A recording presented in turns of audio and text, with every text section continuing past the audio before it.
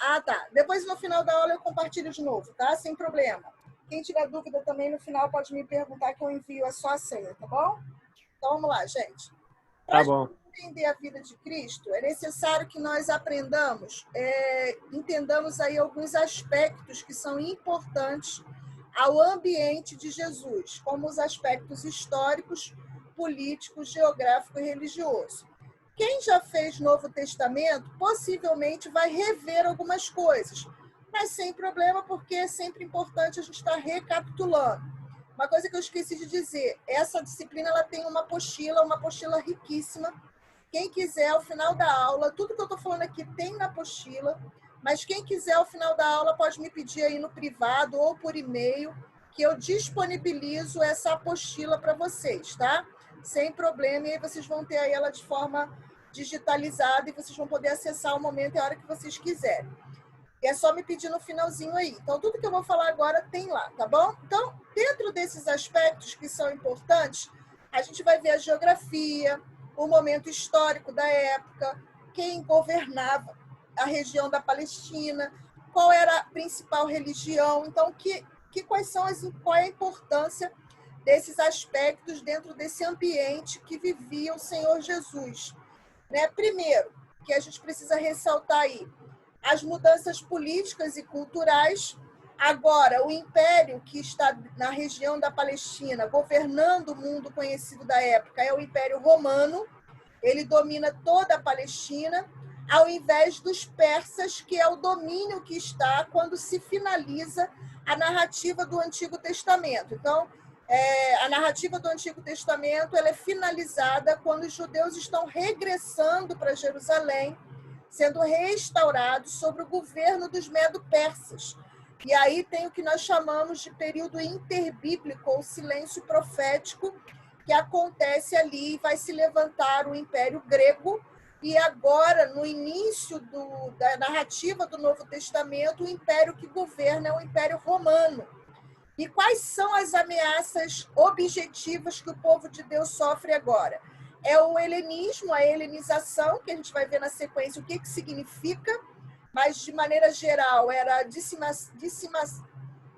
disseminação da cultura grega, quase que não saiu, que ameaçava desviar o povo de Deus ao invés dos deuses cananeus como Baal e Moloque.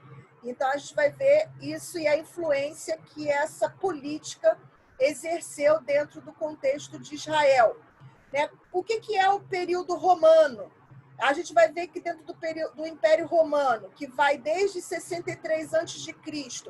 a 636 depois de Cristo, então você vai ver que dentre todos os impérios, o Império Romano é o que teve maior tempo de exercer a sua influência, embora não tenha sido o maior império, o maior em sentido de poder, dinheiro, influência, mas em tempo de exercer o seu imperialismo, foi o Império Romano, mais de 700 anos dominando todo o mundo. Né? Nesse sentido, a gente vai ver aí algumas características que são importantes. E eu não vou me deter nesses detalhes, porque vocês vão voltar a rever isso dentro de Novo Testamento, quando vocês estudarem Panorama do Novo Testamento, mas eu queria destacar aqui o Herodes, que foi o Herodes o Grande. Esse governador, porque ele não era um imperador romano, mas ele era um tipo de governador romano, que vai governar a região da Judéia, ele é o mesmo que, para cair na graça do povo, para conquistar o favor dos judeus, ele vai expandir a construção do templo, ele vai embelezar o templo, porém ele era brutal e cruel, como a história conta. Ele é o mesmo Herodes que matou os inocentes, né, quando ele estava ali buscando desenfreadamente matar Jesus, o rei dos judeus. E ele também ele foi responsável pela morte da primeira esposa e, posteriormente, de 3 dos seus próprios filhos, para você ver aí a crueldade. Alguns vão dizer que esse Herodes ele é das últimas citações dos edomitas na Bíblia, ele é um descendente de Esaú. Então, lembrando da história, Esaú lá no passado, irmão gêmeo de Jacó, havia ali uma inimizade que acabou sendo passada de geração a geração. Dentre as mudanças geográficas no Antigo Testamento, nós tínhamos todo esse mapa colorido que você vê aí, dividido entre as 12 tribos de Israel, e agora nós vamos ter a região da Palestina dividida em 5 regiões. Né? Você vai ver a região verde, alface aí no fundo, que é a região da Judéia. Nós vamos ver a região central, que é a região da Samaria. Logo acima, nós temos aí um outro verde ali, um pouquinho mais escuro, que é a região da Galileia. E não sei se você já observou na leitura que você faz dos evangelhos, Jesus, nos 3 anos de ministério, ele não exerce o seu ministério concentrado na região da Judéia, onde estava Jerusalém e o templo, mas a maior parte das suas parábolas, dos seus ensinos, dos seus milagres, foram o que eles chamam de milagres e parábolas galilaicas. Foram feitas à margem do Mar da Galileia. Ao oeste aí do Jordão, né, a parte aí leste do Jordão, se eu não me engano, nós temos a região de Decápolis, que era uma região de 10 cidades. Talvez você se lembre dela por conta do episódio do jovem gadareno, do lunático, e ele tenta seguir Jesus depois que foi liberto, mas Jesus fala para ele voltar aos seus e diz que ele ganha toda a região da Decápolis, que era essa região de 10 cidades. E mais abaixo aí nós temos a Pérea.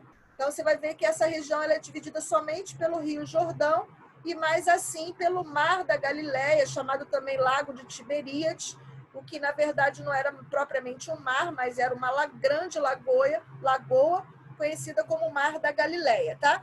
E agora a gente vai ver basicamente região por região e as características de cada uma dessas regiões, tá? Quais são as principais características? A Galileia, e aí você ao fundo tem aí o Mar da Galileia, né? O vulgo Mar da Galileia. Ela era uma região que ela tinha aí por aproximadamente 80 por 48 quilômetros de extensão, então nada muito grande. Eu volto a ressaltar que as cidades da época de Jesus, às vezes elas não passavam do tamanho de um quarteirão dos nossos bairros hoje, às vezes de um tamanho máximo de 2 quarteirões. Então não era nada com as propensões que a gente tem, com as dimensões que a gente tem hoje. Era uma região muito fértil, porque ela era atravessada por importantes rotas comerciais. Quando lá no passado o reino de Davi e Salomão fora dividido, essa região é que compunha, juntamente com a região da Samaria, o reino do norte. E quando ela foi ocupada pelos assírios, e os assírios trouxeram imigrantes pagãos para morarem e colonizar essa região, e essa região ela é conhecida como Galileia dos Gentios, né? Lembrando que gentio é todo aquele que não faz parte do povo judeu. Então, era toda raça diferente do judeu. É possível que o ambiente não judaico pudesse ter sido um impacto negativo sobre o culto dos judeus e respectivas práticas religiosas entre os galileus, que eram facilmente identificadas pelo sotaque e pelo dialeto. Os habitantes da Judéia desprezavam os galileus. Quer ver uma prova disso? Quando dizem que Jesus era o Nazareno, alguém pergunta: de Nazaré? Pode vir alguma coisa boa de lá? Então, só para você ter uma ideia de como havia um desprezo racial dos habitantes da Judéia com os habitantes da Galileia. E Nazaré é uma cidadezinha que ficava na Galileia.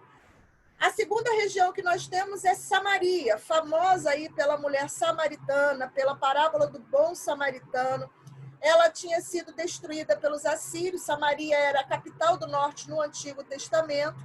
Nos dias de Jesus, a população de Samaria, assim como a da Galileia, consistia numa mistura de israelitas com outros povos, né? Então, por conta da invasão, da deportação. Os samaritanos, por sua vez, desenvolveram um tipo próprio de adoração a Yahvé, baseado exclusivamente nos 5 livros de Moisés. Eu não sei se vocês já ouviram falar do Pentateuco samaritano. Então, eles desenvolvem uma religião, uma adoração exclusiva deles, tá? Baseada no livro de Moisés, e eles também, no tempo do período interbíblico, eles constroem um templo com a mesma dimensão, com a mesma pompa que o templo de Jerusalém no Monte Gerizim. Talvez aí você se encontre lá no diálogo de Jesus com a mulher samaritana, quando ele diz assim, ela pergunta, qual é o lugar certo da adoração? No templo em Jerusalém ou no Monte Gerizim? E aí Jesus faz aquela revelação para ela, nem lá e nem cá, porque chegará o tempo em que os verdadeiros adoradores adorarão a Deus em espírito e em verdade, porque Deus é espírito. Então, só para você ter essa ideia da localidade de culto, tá bom? Uma outra coisa que é importante dizer, os samaritanos, a gente vai ter conhecimento da existência dele no período de Esdras e Neemias, quando eles intentam reconstruir a cidade, e os samaritanos se opõem veementemente à construção, levantando-se como oposição. Primeiro, eles tentam participar da obra, porém, como os judeus haviam sido curados da idolatria no cativeiro, eles veem aquilo ali não com bons olhos, mas como uma ameaça a se contaminarem novamente com a idolatria e não permitem, e isso causa um racha entre a relação de judeus e samaritanos. Só para você ter uma ideia, são os samaritanos que primeiramente chamam os judeus de forma pejorativa lá em Esdras capítulo 4, quando eles falam assim, esses tais judeus, então eles falam isso de forma pejorativa, e depois eles se levantam como oposição também à construção da cidade, eles não estavam satisfeitos, e essa rixa, ela chegou até os tempos de Jesus, quando Jesus conta a parábola do bom samaritano. Então o samaritano reza a lenda que o judeu rezava assim, obrigado Deus por não ter nascido mulher, nem cão e nem samaritano, só para você ter uma ideia do nível em que eles tinham essas três classes, né? A mesma classe era mulher, cão e samaritano. Então, só para você ter uma ideia do impacto da palavra de Jesus quando ele conta a parábola e ainda chama o samaritano de bom, né? Só Jesus para fazer essas coisas.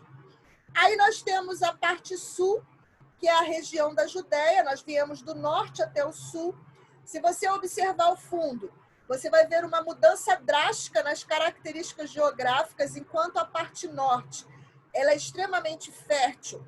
A Judéia ela é caracterizada por montanhas, vales e deserto. Então, ao fundo, nós temos aí o deserto da Judéia, onde acredita-se ter ocorrido a tentação do Senhor Jesus. Então, é uma parte totalmente desértica.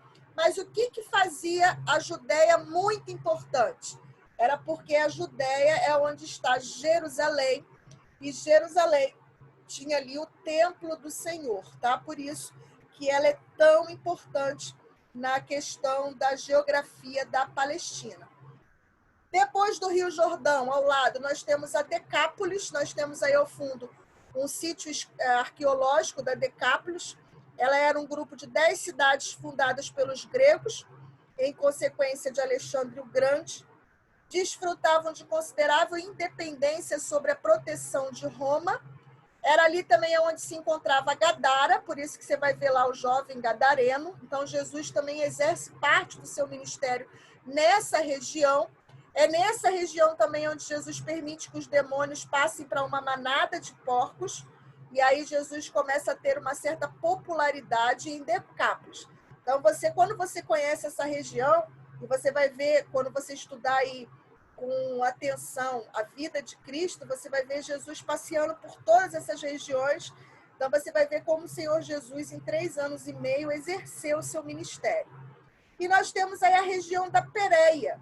A Pérea, embora ela não seja citada pelo nome, ela é uma região geográfica tão importante quanto todas as outras que eu acabei de falar.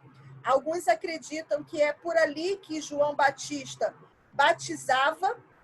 Ela sempre vai ser encontrada na narrativa bíblica como a terra além do Jordão, e tudo indica que quando Jesus está fazendo a sua peregrinação final rumo a Jerusalém, ele está vindo da Pérea. Então, ele passa ali os últimos dias do seu ministério, os últimos meses, evangelizando, pregando o evangelho do reino na região da Pérea, tá? É importante também enfatizar que não existiam judeus habitando somente essa região. Nós temos aí o que nós conhecemos, e talvez você já tenha ouvido falar da diáspora judaica ou judeus da dispersão. Foram os judeus que, ou por conta das invasões assírica ou babilônia, foram expulsos da terra, né? Então, eles agora habitavam regiões diferentes, fora da região da Palestina. Você vai ver, por exemplo, o episódio da mulher cirofenícia, que fala assim, Jesus, filho de Davi. Então, a fama de Jesus se estende até essa região, possivelmente porque, por conta do benefício do cativeiro babilônico em instaurar as sinagogas, existiam judeus espalhados por várias regiões, né, por vários povos, países na época, por vários lugares, porque onde houvesse uma comunidade com no mínimo 10 judeus homens, podia-se ter ali uma sinagoga. Então, isso facilitava e muito essas comunidades judaicas fora da região da Palestina. Gente, a nossa conexão vai cair, eu vou encerrar e voltem rapidinho aí para a gente não perder muito tempo, tá bom? Eu vou encerrar para a gente poder continuar o raciocínio de maneira mais adequada aí, tá bom? Vou encerrar e vocês voltem no mesmo link.